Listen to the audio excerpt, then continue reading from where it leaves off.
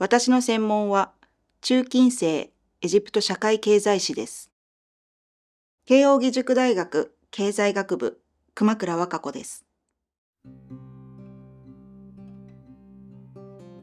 私は13世紀から18世紀のエジプトを中心に限られた水や土地がどのように使われ管理されてきたかを研究しています。エジプトというと砂漠の中にそびえる巨大なピラミッドを想像する方も多いかもしれません。実際、エジプトの国土の約9割は砂漠です。その砂漠を南から北へと流れるナイル川が、この国唯一の水源として古代から人々の生活を支えてきました。現在、エジプトの人口は1億人を超えていますが、そのほとんどがナイル川沿いに集中して暮らしています。エジプトは砂漠に挟まれ、ナイル川というたった一つの水源に依存する独特の地理的条件の下で文明の中心地であり続けてきました。この環境で限られた資源をどのように分け合い、維持し、使ってきたのかを明らかにすることが私の研究の目的です。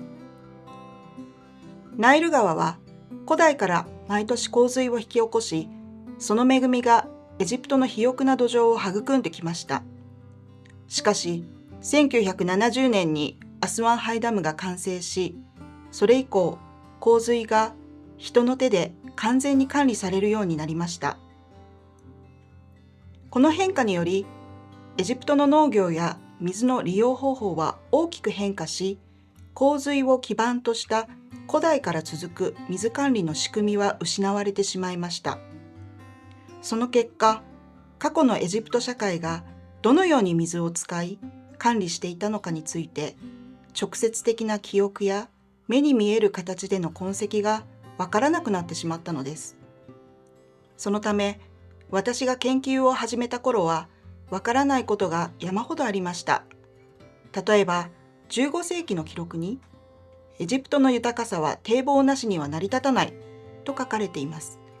仮にナイル川なしには成り立たないであれば簡単に理解できたのでしょうが、堤防が重要とはどういうことなのか、この一文を読み解くことが私の研究の大きな課題となりました。文献だけでは当時の推理の仕組みを十分に解明するのは難しいと判断し、現地調査を試みました。エジプトは4000年以上前の建造物が今も残っている国ですから、数百年前の水利設備の跡も見つけられるだろうと考えたのです。予想通り、古い堤防の遺構を発見しました。例えば、農地にそびえるこの堤防は、毎年発生するナイル川の洪水をせき止め、上流から下流に水量を調整する機能を持っていたのです。このように水利設備の仕組みを調査することで、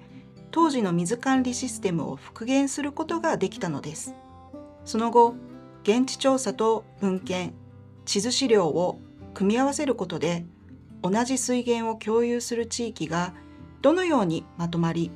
水を分け合いながら暮らしてきたかが明らかになってきました。